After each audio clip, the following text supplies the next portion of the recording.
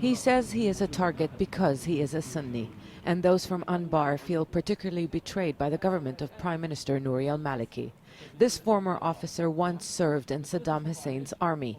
He says the Sunni rebellion won't end until their rights are restored. We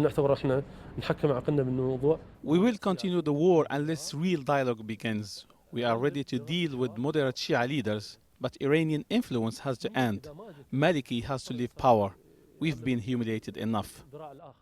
For many months, the people of Anbar protested in the streets. The government viewed the demonstrations, which spread to other Sunni areas, as a threat.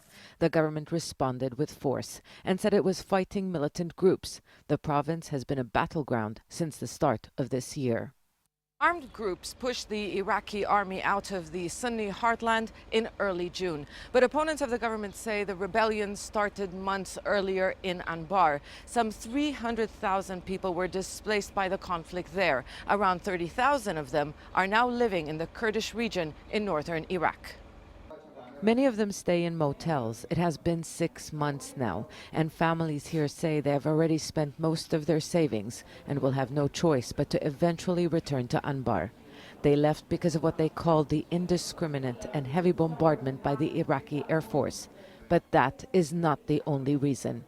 The men here don't want to reveal their identities because they were serving in the Iraqi police force. Most of the Sunnis who joined the army and police did so for a salary. They weren't loyal to the government. They laid down their arms when the government attacked the people.